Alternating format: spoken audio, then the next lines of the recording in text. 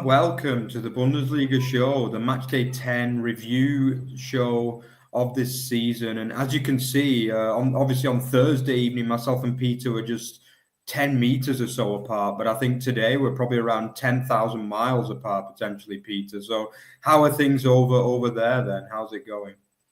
Well, such is the life of a football reporter. One is always on the road. One is always on the move. I very much thank you once again for hosting me there in Nuremberg for Nuremberg Kaiserslautern last weekend. And we'll get that vlog edited and up for everyone relatively soon. But in the meantime, we have quite the weekend of football to discuss, do we not? We do indeed. We do indeed. And just to remind you before we start, we are sponsored indeed by Bundesliga Box as well, who, by the way, have their Christmas edition batch as well ready to go. So check them out, link in the description, and buy your latest Christmas Bundesliga boxes. And I'm sure your loved one will be absolutely delighted with that. Or buy yourself a treat as well. Probably a good time to do that as well. And obviously, we are also sponsored by Bully News, Peter and Runa's fantastic publication, English language, Bundesliga news. So, hello to Justin as well, checking in. Probably, I would imagine it'll be morning. No, will it be morning, I guess, where you are, Justin? Yeah, very early morning over there in Australia. And obviously Ballum as well, checking in too. And FC Kaiserslautern match was goalless. Yeah, so my bad luck run continues. But stay tuned on that front as well, because there will be more where that match was, so to speak. So let's get into it then. So, Peter, I wanted to kick off with the kind of big news really today, because obviously we have had our second managerial casualty of the season, haven't we? And it has fallen from your compatriot Pellegrino Matarazzo at TSG Hoffenheim. So obviously took charge just short of 2 years ago, didn't he, when Hoffenheim were in deep danger in the January of 2023. And obviously he's lasted quite a long time. He presided over one full season, which they actually finished in a European spot as well. Obviously that's why they're playing in the Europa League this year. But in the end, bad form kind of cost them, Peter. So I'll come to you first on this one. Is it harsh, or was it about time he went? Well, it is some week to be an American, indeed. We have yet another fallen compatriot to salute. As you know, I, of course, wrote an Americans in the Bundesliga column for many, many years, so deeply tracked Matarazzo's tactics while he was at Stuttgart and then later at Hoffenheim. I have to say that I've come to respect his tactics. I've written him many a love letter in some of my deeper dive columns. And moreover, I really, really respect his German. His German is excellent. I have a bold prediction to make. I believe that he will be coaching probably another Bundesliga side before the end of the season. But what we saw against Augsburg on Sunday, this 0-0 draw, one of 3 0-0 draws in the Bundesliga this weekend, unfortunately, was simply not good enough. That was a piece of cat vomit of a match, if I may say so myself. I had a chance to deep scout it there while I was on a transatlantic flight back over here to the United States. And I was about ready to throw up in my cheap chicken pesto, because I saw nobody on the pitch whatsoever who was motivated for Hoffenheim beyond keeper Oliver Baumann and, of course, Andrej Kramaric. Bülter had a few nice moves in the attacking third, but beyond that, it just seemed like no one was interested. So, yes, perhaps Hoffenheim need a little bit of a motivator. Perhaps they need a Bo Henriksen type to go ahead and get this team fired up about playing football again, as they are, after all, alive in the 3 competitions. Those are my 2 cents on the matter. What do you think, Mark? Yeah, I think it's a bad decision. I'm going to be honest. I really do. I feel as though he overperformed with the team. Obviously, he initially guided them to safety in that pretty dreadful year under Breitenreiter. They had Breitenreiter for most of the year. Then they hooked him and then obviously brought in Pellegrino. And I felt as though he kept them up quite comfortably, to be honest. You know what I mean? He was in a bad position. I believe they were rock bottom of the league when they came in on a run of like 7 or 8 straight losses. So, they only had 10, 12 games or so to save themselves that year. And I felt as though he did well. And then last year he built the team, he developed the team You know, he got the likes of Grisha Prömel playing really, really well. He got the best back out of Kramaric, as you say. And in most cases, I feel as though it was a good season last year. You know, they finished 6th place. But then for the second year in a row, it was just a disastrous summer transfer window, I felt. You know, I mean, whether it's him, how much control he really had over the fact they just didn't sign central defenders for like the 3rd year in a row. I mean, I don't know, but that was one thing I found very strange about this club in recent times, the fact they just don't play central defenders, basically. And, you know, it's not been perfect by any means, but he has managed to kind of nurture through the likes of Bischoff as well, who's obviously very highly rated now. He's always a manager who, you know, prioritizes young players as well. But I just feel as though, for me, just the lack of defense really for most of the time has been what cost him. But don't forget, this is a man who turned down the US national job just a few months ago as well, reportedly. So I think me and you at the time, Peter, said he's probably the one that's crazy for doing that, to be honest. To stay at Hoffenheim ahead of potentially leading his national team into a World Cup, a home World Cup. I mean, I've got to be honest, I raised my eyebrows at that one a little bit, because it wouldn't have been my decision. I think if I was offered that, I would have, without doubt, gone to the US, in truth. But as it happens, now he's without a job. He's going to be signing on to the Dole this time next week. So, yeah, it's not been a good, happy Monday for him. But I totally agree with you, Peter. I think there'll be clubs looking at him and thinking, you know, it could do a lot worse than him. He's an intelligent guy. I think you mentioned before that he's very well educated as well outside of football. So, you know, this is an articulate guy who I believe has got a lot to offer to football. Whether he will stay in Germany or potentially even look over the pond to England. Obviously, he's a native English speaker as well, so it's possible that maybe a championship team could look at him. Whether he might even go to the ever more lucrative MLS as well, potentially be purchased back home.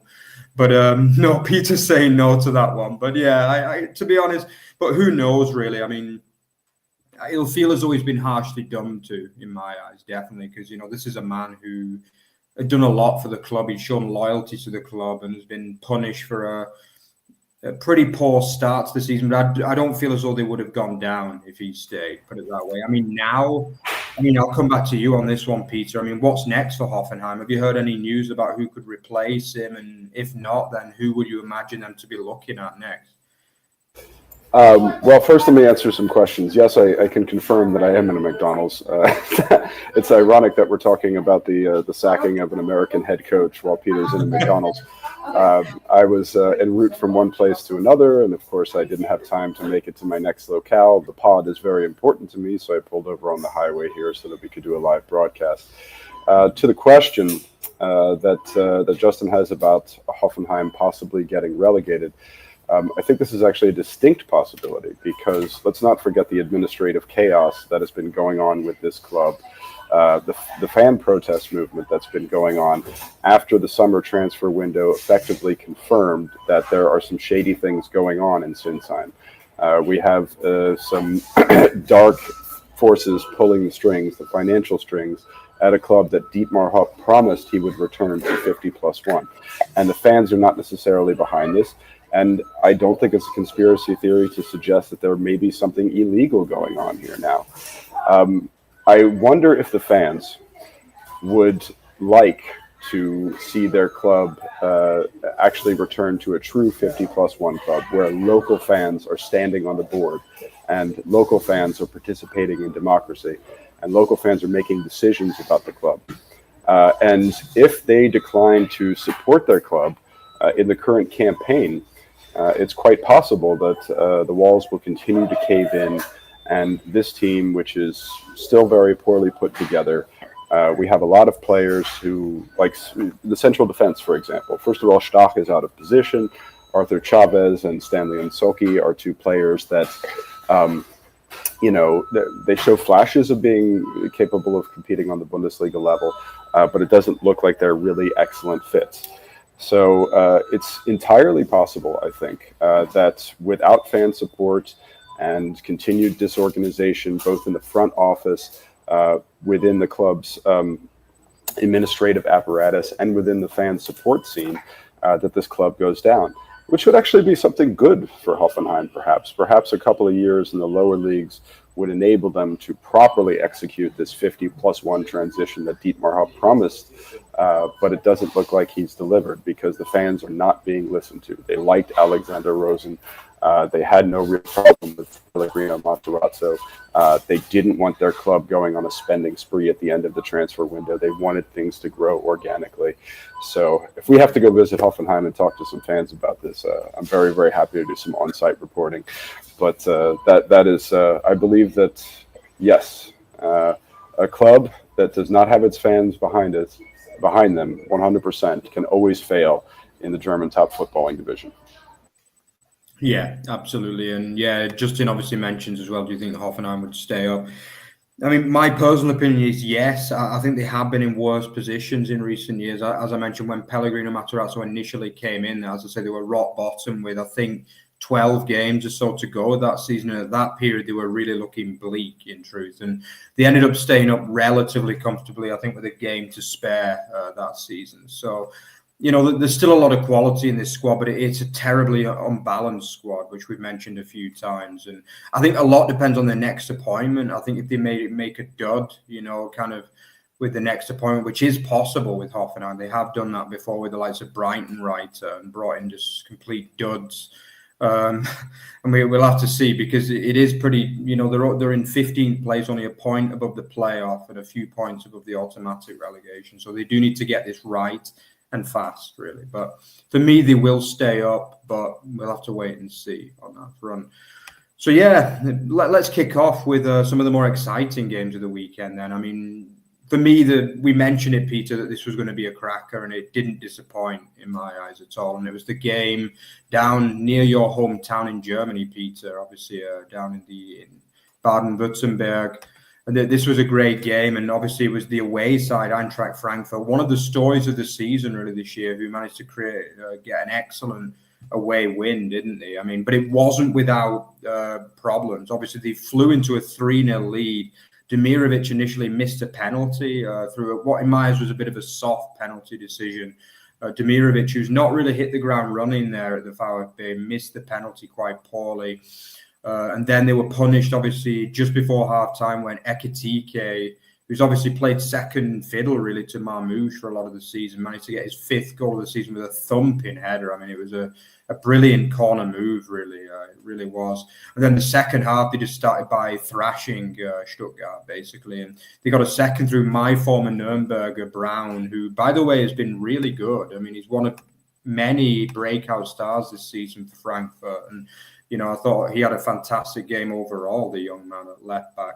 And then, obviously, once again, a free kick from Marmoush, which was just a textbook free kick. I mean, it doesn't get any better than that, really. The curling away from Nubel. And then Brown missed another chance, which would have made it 4-0 as well. But obviously then Stuttgart, rarely beaten comfortably at home, pulled back, and they had a few chances. Demirovic hit a post again when well positioned. And then it was indeed Josh Wagnerman who managed to pull one back. Voltemade, the rarely used Voltemade, pulled another one back. And then, obviously, the disallowed goal at the end, it looked as though Stuttgart had rescued it despite being 3-0 down after the 85th minute. But for the second time in 3 matches, I think, the offside for the VAR saved Frankfurt what would have been a humiliating collapse, really. But yeah, I'll come over to you, Peter. I mean, what did you think? Well, did the game kind of match the billing? And do you think Frankfurt were worthy of the 3 points? I did feel bad for Stuttgart. It reminded me a little bit of that. Do you recall that Pokal watch along that the two that you and I did, Leverkusen, Stuttgart? Either team really could have won the match, and indeed, Stuttgart were within 1 disallowed goal of getting a draw out of the match. I think that with Dennis Undav being unavailable, Hoeneß made a very interesting tactical call. He, of course, gave Demirovic the start and had Mio start behind him as a 10. Führich and Rieder were the wingers. And I think that they played very narrowly. I mean, it was a 4-2-3-1, but it was an extremely narrow and compact 4-2-3-1, which was one of the reasons that I'm taking nothing away from your boy Brown, who is also a German-American. perhaps Peter's next John Anthony Brooks, who would definitely help Hoffenheim not get relegated if he were still with the club. But yes, I think Brown was really he was able to excel. He is a fullback, and he was played as a winger. He was able to excel because the formation was so narrow. And of course, he did bring on Toure and Deal and reformat to a 4-4-2 just after the hour mark. And it nearly was a fantastic comeback. You know, Voltemata is a player who has done well for club, and also the Germany U21s. I know your feelings about the Germany U21s. They're often playing soft competition. But it was a surprise for me personally not to see him included in Stuttgart's Champions League squad. So one feels bad for Stuttgart, because I feel as if they deserved a point out of this, and it's a shame that there had to be a winner out of this. Of course, you know, this was a match of just such amazing significance, because Frankfurt, as we were discussing on Thursday, as we've been discussing all season, are really now the only league sensations that we have. Are they title challengers? Probably not. But they are the only team that I can see, you know, making the race for second place or the top four race at this juncture consistently interesting. And that's because Topmüller has been brave with his rotations. He's given a lot of young players a chance. He's given, he's gotten Dahoud established, who actually didn't play in this one. Shqiri and Larson were back in midfield, and they did well. But he's given a chance to Collins, who has received a Germany U21 call-up, Brown, who has been able to excel, Dina Bimbe, who is effectively a new player, and that front two line of the absolutely scintillating form Marmoush and the incredibly pacey Ekitike is going to create a lot of excitement in the Bundesliga this season. So based on the way that this match turned, you're probably looking at Frankfurt as perhaps league runners-up this season as opposed to Stuttgart. Would you agree? Yeah, I would. I feel as though, as you mentioned, going forward, it's scintillating at times. I mean, they've got the best front two duo by a country mile, really, in the league. Obviously, as you mentioned, Marmoush, who's, for me, probably been the player of the season, really, after Elise has dropped off a little bit the last couple of weeks. And Ekitike has been a very good kind of support forward as well. Like, he's been outshined by Marmoush, but I still feel as though he's had a good, solid season as well. And he's not disappointed. And as you say, there's just so much good nuances with the tactics. I mean, Larsen's been superb. Brown has just been a real revelation. I mean, everybody thought that it was going to be Chano Zun from Nuremberg who kind of set the league alight, but he doesn't really get much game time. Well, Uzun and Matanovic have done well in the Europa League. Yeah, so they have. He's given a chance to them as well. I think that's very, very important to note. It's all working well. I think the only thing with Frankfurt that makes me doubt that they could be title challengers is the defense at times and the game management. I mean, they almost let a game slip away, which should have been long dead in truth.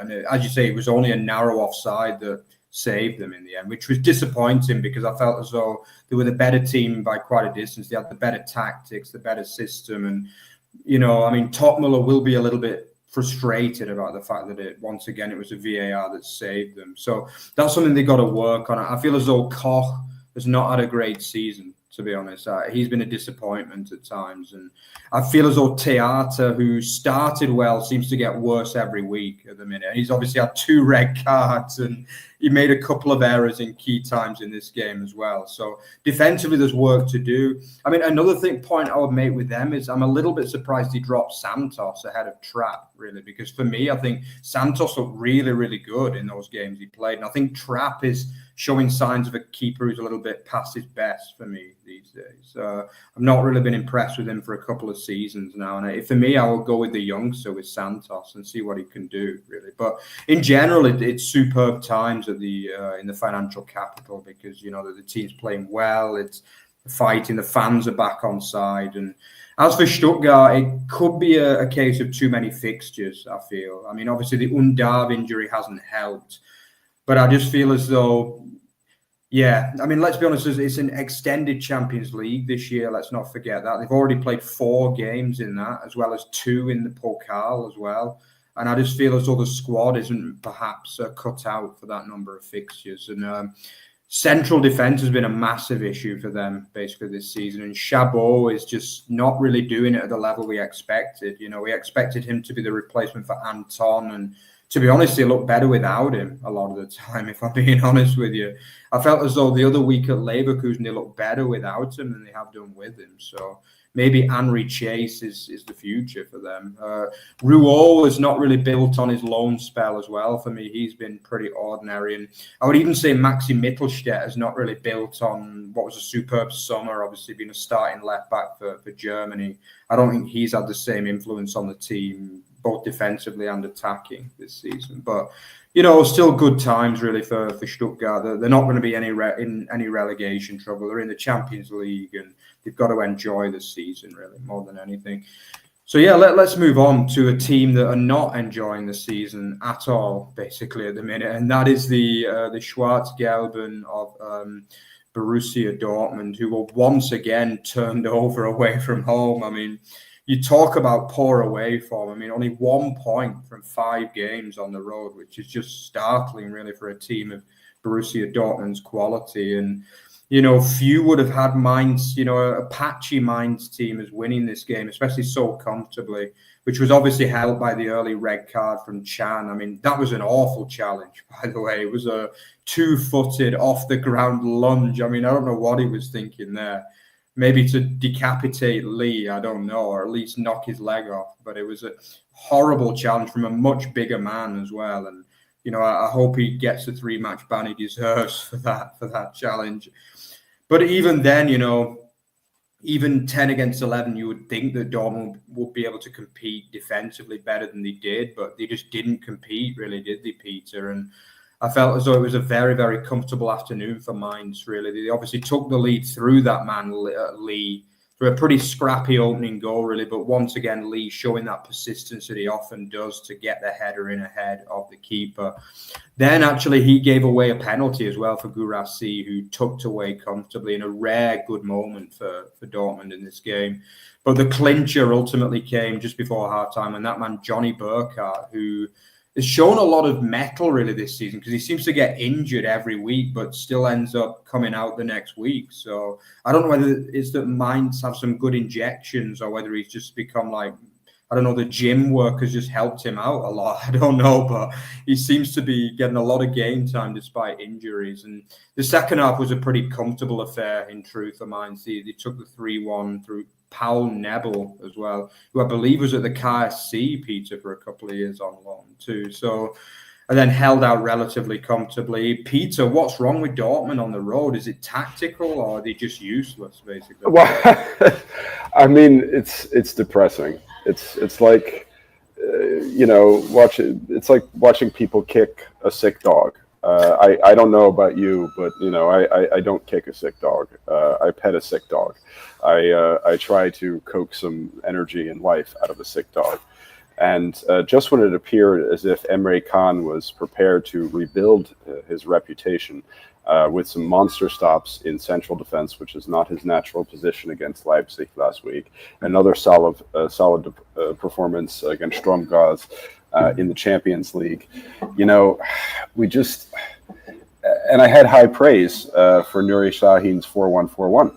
I thought that it was an excellent idea to bring the always versatile and very creative Julian Brandt and Marcel Sabitzer together as buttressing support attackers, throw the pacey Gittins and the increasingly creative Bayer, even though he's a more of a natural 9 out there in the 4-1-4-1.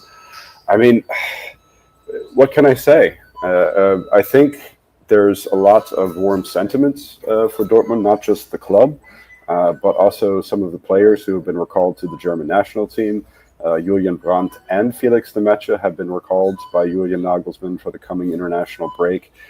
Brandt is a player that I thought should have featured in the Euros. It would have been nice had Lemaitre been available. Of course, he was hurt. And when Emre Can was called up as a replacement for the Euro squad this summer, even though he was in poor form, pretty much every German was absolutely rooting for them. It's this red card. It just took the air out of them. Could they have competed with a Mainz team that has Danny Da Costa in central defense, anchored by Stefan Bell, and all of these Paul Nabel in the the right slant of the 3-4-3. Johnny Burkhardt, as you mentioned, playing hurt. Nadim Amiri and Kaishu Sano still having coordination problems on the double six. Could they have played better against this? Man for man, if you matched it up talent for talent, of course they could have. I think they just lost the will. They were simply not trying. There was that Garassi equalizer from the spot after Jae Sung Lee actually, did his utmost to make up for taking Dortmund out of the match and bring them back in there. But then when Burkhardt scored at 45+3 just before the halftime, there just was no effort from them in the second 45 minutes. They were resigned to their fate, and they gave up. And in terms of, I don't know what becomes of Nuri Sahin at this point. I think they probably have to stick with him. Probably the criticism of both the last two Dortmund head coaches, Terzic and Sahin, is that they're both very young. And when it comes to their body language, they both kind of look like they're about to burst out in tears at any moment.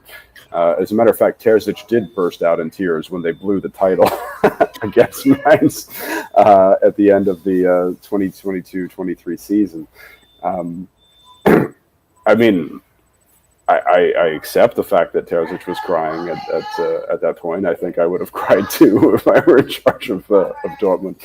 But I don't know. These guys, Sahin, what do you think about the body language? You just look at him. He looks. He can't seem to project strength on the sidelines when it comes to the team. And I know there are more important things in the world, but if you're like standing there with this face of like this sad puppy dog face all of the time of wondering, this is something you simply cannot do in this profession. And I don't know. He needs to work with his mental coach over the international break to maybe come up with some harder faces. Yell some more, and just look like an altogether meaner guy, It's like what I always said. I think when me and Rory did the breaking news story to say about Nuri Sahin being appointed, like for me, I described the analogy that it was like replacing your head of PE in a school with another PE teacher, basically. You know what I mean? Because for me, these are not really, as you say, they're not like hard coaches. It's as simple as that. They kind of look like a PE teacher who's out there on the school pitch with their and they're just not they're not hard enough to do this level of job. And being a top level football coach is a hard job. You're going to get criticism from every direction, from players, from management, and mostly from the media and fans, let's be honest. So it's not an easy job, and I never felt as though he was a man that was ready for this kind of job. For me, I just can't see how can you do a job like Borussia Dortmund, probably the biggest club in Germany. In truth, yes, I am saying that. And basically 82,000 people every week, and you just don't have the CV. You know what I mean? It's almost like a young 21-year-old guy going into business and becoming the CEO of a top company. And he's just simply not got the pedigree to do it. And for me, that's the case with Sahin. It becomes more than just, tactical nous or whether the players like him or whatever. He's just not got the pedigree or the kind of... we've seen it with England as well. Lee Carsley, how much he messed up as an interim. That was the same. The guy just didn't have the pedigree. And I'm kind of, when it comes to top level management, this is what I believe. I believe that to get the top jobs, you should have done the race, so to speak. You know, you should have done the jobs like Mainz, Augsburg, Kiel, or whatever, and then you prove yourself that you can do a top job. But Sahin had done nothing, basically, and I just think it's a joke that a guy like him can get a top job. But, I mean, yeah, they've got to stick with him now, because I think the time to sack him was probably after the cup loss against Wolfsburg. You know, they went with him for the Leipzig game. They won that, as Justin has already mentioned as well. But that was basically one of the only real high points of the whole season for them, and it's just... Are they just going to see this season as a write-off? They might have to. In the league, pretty much definitely, because the best they're going to get is probably fourth again. And let's not forget, last season they only finished fifth in the league as well. So if it wasn't for the Champions League extra place, they wouldn't even have got Champions League this year. So, yeah, it's not a great time to be a BVB fan. And for me, there's just... the club is just not in a good place at the minute, really. Probably in terms of players also, it's not the strongest squad they've ever had. They've had some pretty poor recruitment in recent times. And again, another team that only seem to sign attackers. They don't seem to have any interest in signing defence whatsoever a lot of the time. And even midfielders in their case, really, because the midfield seems quite weak for a team like Dortmund, really, in truth. And yeah, I think they were hoping that the Chan Gross was going to work out, but basically neither of them are being played in position now. So it's just, they're all over the place. And yeah, I mean, Dortmund having hard luck with injuries is I mean, we talk about this every season. We absolutely do. And that's why, I mean, everybody's playing out of position. This is always the case. Think back to the days where like Axel Witsel was filling in as a center back. It's because the squad was poorly balanced and they have bad injury luck. You know, but it's last week we were praising them. We mentioned that win against Leipzig. That was a fully deserved win. Everybody played well. The tactics were spot on. The team still has a strong record at home. But it's, yeah, I mean, a write-off year where they stick with Sahin is probable. I would love to see Pellegrino Matarazzo coach Dortmund. I think he would do a fantastic job. I think, Justin, you make an interesting quote. So, yeah, that's, in my opinion, yes, I strongly believe that. I just don't think he's got the experience. And as Peter mentioned, he doesn't seem to be the type of guy that can learn this quickly, you know. Justin, good question, but I've always been one of those people that I hate this question, actually, when people say, who else can they get? I mean, there's always someone else out there, you know. I mean, there's always someone a bit better qualified, a little bit more charismatic, maybe, and someone with a little bit better tactical nous. And for me, as a team like Dortmund, you're top of the pond, you're top of the class, you know. You can pick whoever you want, basically. Like, they want to go and get a guy like, you know, maybe an Ole Werner or someone like that. He'd go in an instant, you know, if Dortmund came calling. And I believe there are people out there for him also within the Bundesliga. And I just feel as though a guy like Sahin was underqualified, and just don't employ underqualified coaches, you know. And basically, they very rarely work out, in truth. So even the likes of Tuchel and Klopp, they had to do their apprentice at Mainz before they got the top job. And they've obviously both gone on to be top coaches, but Sahin didn't. It's as simple as that. And for me, that's the reason why he's not succeeding right now. Anyway, guys, let's move on from the Dortmund criticism and Sahin. We're going to move on to a game that probably, you know, didn't get as much coverage, but a manager who started really well for me. And I wanted to bring this up because, you know, we mentioned on the predictions, do we mark hacking? And so far, I think Bochum fans do mark hacking. Yeah, because, I mean, this performance, to say it was an improvement is an understatement, Peter. And I felt as though it was a really good performance and a well-deserved point. Are you on the same line as me? This was an amazing performance, and there's some really amazing things to report about this performance. The way that Hecking was able to gather the team around against the defending champions in such a short period of time, to throw together a solid tactical constellation, to make sure that his man-to-man coverage was immaculate.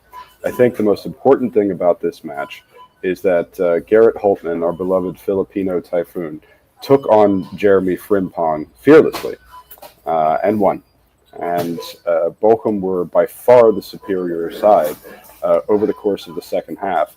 and absolutely deserved that that Miyoshi equalizer. I think all three subs were actually spot on and amazing. Christian Gamboa, Miyoshi, and Lucas Daschner coming on there. What a game from both strikers, Philipp Hoffmann and Brzezinski. I think that they were absolutely, they were incredible in the air.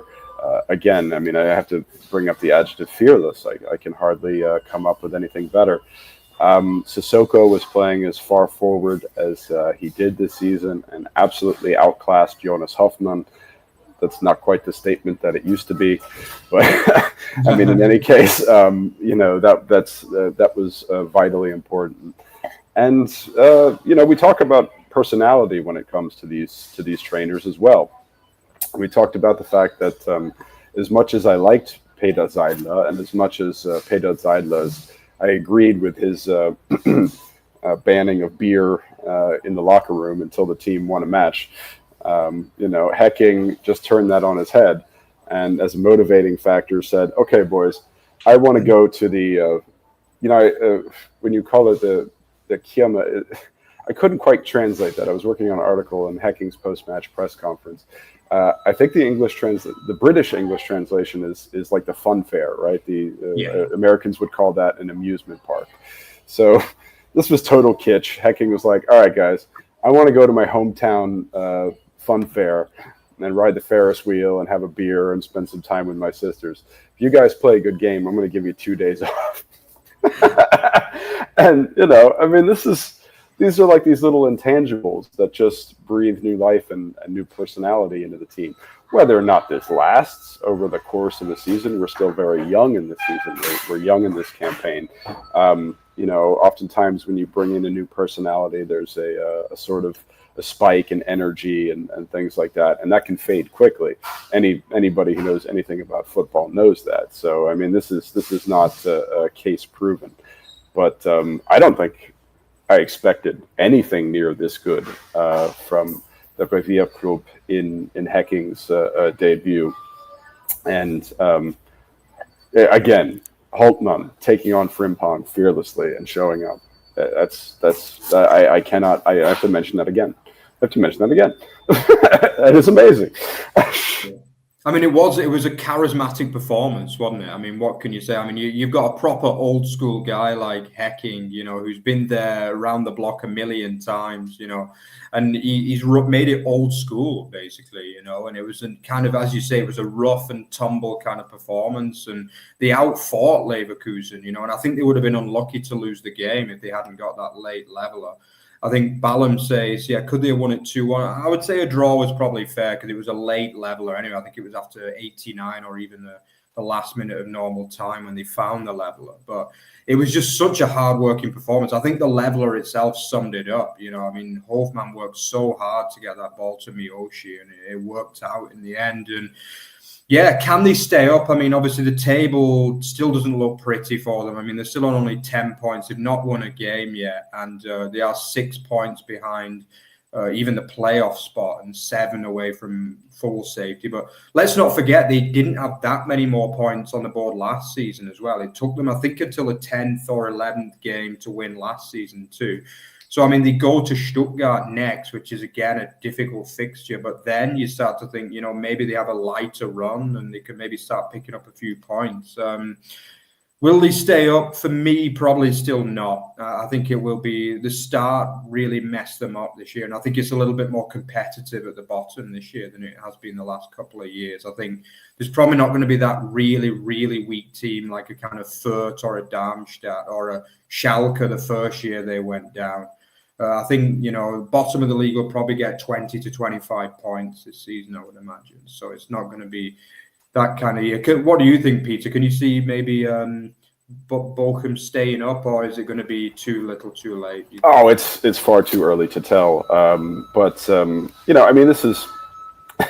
Look, they have a minus 20 goal differential at this juncture.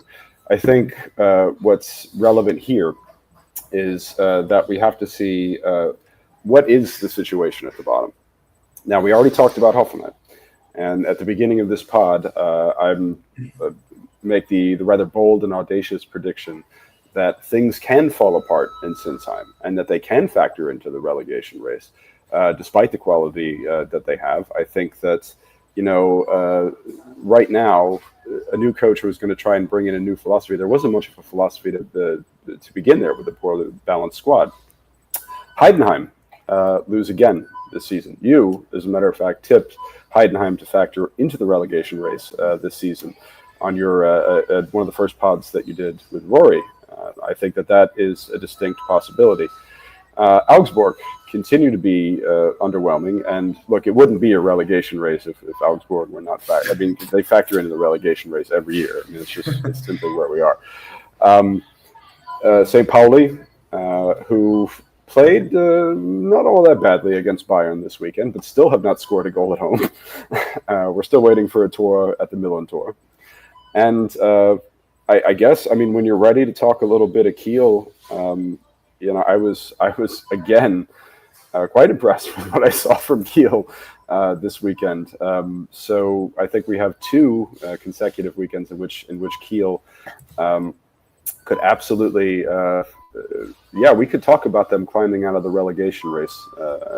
When you're ready to talk about that, we can. Yeah, that was the next game I wanted to mention. Yeah, because for me, this was a pretty good game. Actually, one of the games I enjoyed the most. I think both teams played well in this game, actually, and I think Bremen, showed the quality going forward. The likes of Romano Schmid was fantastic. I know you're a big fan of him, Peter, and week in, week out, I can see why, because he is such a playmaker for that team. Dutch is just the evergreen, isn't he? He's like the Marmouche of Frankfurt, or the Kramaric of Hoffenheim. He's the Mr. Evergreen, really, who performs most weeks. But I felt as though Kiel they had a good game plan under wrap, and it seems as though he's stumbled across a team that works at this level, and they played really well. They created chances. Phil Harris, who's literally come from the depths of nowhere, he got the equaliser, but he looks a decent player and he fits well into the side. He's a very mobile, a big forward, which you kind of need in the Bundesliga, but he's very mobile as well. And he likes a shot, and that was a good opportunistic finish that he got at the start of that second half. I feel as though the other one that deserves a lot of credit is Skripski as well, because he's a player that I've always followed from his days in the Zweite, and I've always liked him as a player. And I feel as though since he came back from injury early in the season, they've looked a lot better going forward. And I know obviously it means that our boy Shuto Machino can't get game time, but still, I feel as though he's a better overall Bundesliga standard player. And then basically the midfield, they've stumbled across a midfield. Basically Holtby got injured, who was seen as their talisman, really. But basically Gigovic, Knudsen and Remberg work a lot better in that midfield three for me. And I think they're starting to look like a Bundesliga team, as you say. And I feel as though there was a lot of good performances in this match. And it took two really high-quality goals, really, for Werder to win this match. Another man I want to mention is the goalkeeper as well. He had a good game, Weiner, who struggled early doors to adapt to Bundesliga standard, but he made some brilliant saves, particularly that one from Dutch as well. So this was a good game. After probably the Frankfurt game, it was the one I enjoyed the most of this weekend. And I feel, Peter, obviously you've written them off earlier on in the season, really, Kiel. But, as things stand after 10 matches, do you believe that they can compete as a Bundesliga side and potentially stay up, or is it still a little bit much to ask for? Well, it's a hell of a... the storylines in this match were just incredible. Rapp trusted the exact same 11 that he had last week in that historic first-ever Bundesliga win for the Storks. And let's not forget that not only did Harris come out of nowhere, but Skripski is not a natural striker. He never has been. Not when he was playing for Schalke, not when he was playing for Düsseldorf. And Kiel is a team that has a lot of natural strikers. And he's relying on this former fourth division player at Skripski to spearhead the attack. And they both played well, as you mentioned. So, this 3-4, it's more like a 3-5-2 with Pukac and Becker as advanced wingbacks. Becker taking on the captaincy duties in Holtby's absence. Holtby actually logged some minutes as a substitute in this one. It's still going to take a lot, but I think it's an amazing storyline that they were able to find success for the second consecutive week with this very, very unconventional 11. And Harris did score. He got his inaugural Bundesliga goal. He did. One thing I wanted to mention about Bremen, this was just a great match on so many levels. First of all, our boy Jens, all the world's the stage, scored again. Where did this goal scoring threat come from? And then Oliver Burke came off the bench to score the winner. Oliver Burke, the Scotsman, the big Scots flop, who they sent on these loans to Millwall and Birmingham City, scored his first Bundesliga goal in 2 years. KK Top provided the assist. So here you have a couple of Bremen flops who are kind of flowering at the moment too. Germans very, very happy to see Scots succeed after they came to Munich and helped us open up the Euros. Where we all have some Scott fetishes. I was personally in Munich in the fan zone. Hated bagpipes until that day. Met some great friends. Swapped some jerseys. Even had a guy knock me on the back of the head when I was working on a Bully News article at the hostel and tell me to stop work and enjoy the football. It's one of the seminal moments in my life, and so everybody's rooting for Oliver Burke to execute a comeback too, because what a story that would be. Yeah, it was a great header as well. Let's not forget that. And I think it was your Bully News article, Peter, about his last goal was that winner again in that famous game against Dortmund as well, when they got 3 goals in the last 5 minutes to turn it around at the Signal Iduna Park. So Mr. Clutch. Yeah, he is. Yeah, he is. It might take him out only once every 3 years he turns it on, but still, yeah, but I mean, the header was really quality. And as you say, the delivery from Top. And it was a great game between two likable clubs, really. And, I think this was a good advert for the Bundesliga, this particular game. I just wanted to talk a little bit on, obviously, Heidenheim, Wolfsburg. I mean, we don't say that much positive about Wolfsburg on this show, unfortunately, because they don't really give us that much positive to say. And even though there were 3 goals in this game, it was a very, very cold evening in South Germany as well. You could see the mist, and that probably played part of the reason why Kevin Muller made 2 pretty poor errors to give Wolfsburg a 2-0 lead. Obviously Heidenheim tried to pull it back. They got one back, a nice improvised finish from Pieringer, who was on the floor basically, and then that man Grabara, who's really kind of impressed for Wolfsburg, pulled off a brilliant save from the corner before Thiago Tomasz produced a rare moment of quality for the 3-1. Peter, I mean, is this a case of Wolfsburg and Hasenhüttl back, or is it still the same old for them? I want to mention that a couple weeks ago on the predictions pod, I mentioned that Hasenhüttl was considering playing Bence Dardai in midfield, and I thought that was a terrible idea. Not only did he play Bence Dardai in midfield, he played him in the 8 slot alongside Yannick Gerhardt, and he did a fantastic job. So and if anybody needs a little refresher on the Dardais, you have Paul, the 7-time coach of Hertha, who likes to smoke cigars, drink fine soda, and talk about his wife serving him cold soup.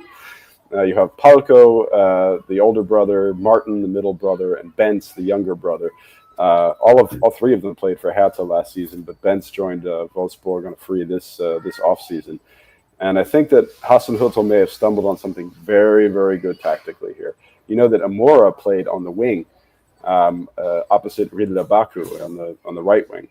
Wimmer was the striker, and Gerhardt and Dardai were like these rotating 8s ahead of Maximilian Arnold, who was working as the sweeper.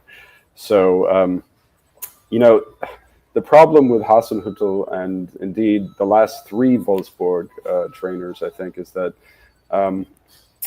they stumble upon something really good and then they stop using it for whatever reason. So I don't trust Wolfsburg and I don't trust Hasenhüttl. And one thing that of course, with the German economic downturn, we don't hate Wolfsburg. We feel with all of the Volkswagen employees who are losing their jobs, as a matter of fact. But this team has got a long way to go to prove to me that they can get rid of the perennial underachieving. And I would say that Pellegrino Matarazzo is one candidate should Hasenhüttl fail. So basically, you could have Matarazzo coaching Augsburg, Wolfsburg, possibly Leipzig if Borussia can't get his act together. Maybe Mainz. I'm almost convinced of this, that Matarazzo is going to be like the Feuerwehrmann who's brought in to help some team in the relegation race that's underachieving this season. Yeah, definitely. Yeah, but yeah, I think a couple of nice comments as well coming in there from Justin as well. I didn't know that, but yeah, obviously his Oma grandmother from Kiel, the rest from Saxony. So now we know why you're an RB Leipzig fan as well. Interesting. Great city. And also, yeah, Ballon mentioning the next team that we're going to mention as well. He was impressed with Bayern's away win to St. Pauli in Hamburg, and Augsburg at home next for Bayern. Yeah, that's correct. So yeah, that is the last game we can talk about with goals, because the other three were 0-0, Peter.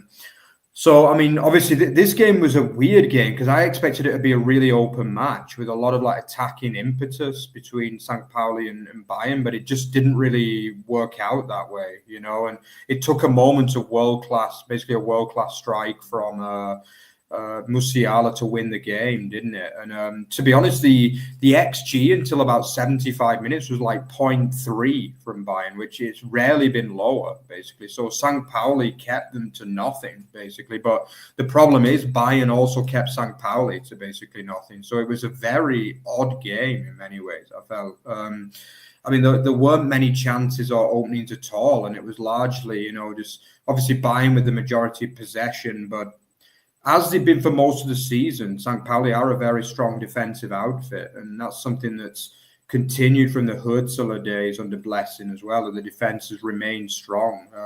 But the only problem is, as you say, they just can't get that tour at the Milan tour, can they? And it's now 5 games, which is just mind-blowing, basically, the fact that a team like them can go 5 games without a goal at home. But in the end, it turned out to be a big win, didn't it, for Bayern? Because, I mean, obviously Leipzig dropped further points, so they've now built up a 5-point lead at the top of the league. Dortmund are not getting any closer. Leverkusen dropped more points. There was only really Frankfurt that had a good week at the top of the league. So, yeah, Peter, I mean, first of all, did you think Bayern played well in this game? And second, do we still have a title race? Because it is starting to look a little bit worrying on that front at the minute, isn't it?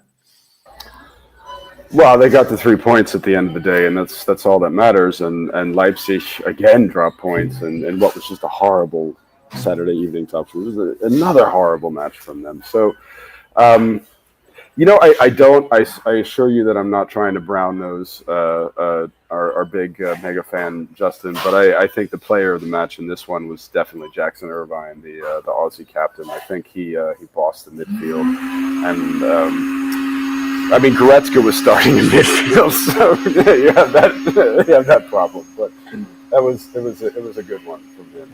Just I mean, you know, I wonder if he'll sign. No, they're not going to sign somewhere else in January. I don't think so. Yeah, but obviously Pauli, as you said, they continue to impress, but they've been really frustrating because you just feel as though, you know, they could have easily 5-6 points more on the board. You know, you remember the Leipzig game that they dominated that match, and the Wolfsburg one a couple of weeks ago, they had chances too. And, you know, this game, they didn't really have chances, but it was still a very high standard performance. There's not many teams, particularly from like the relegation fight, that are able to keep Bayern to so few chances. And for me, I just don't see how they can really get relegated if they carry on playing like this, because surely the results are going to start coming more consistently eventually. Obviously, they got unlucky with Saad, didn't they, his injury, because he was a natural goal scorer in the team.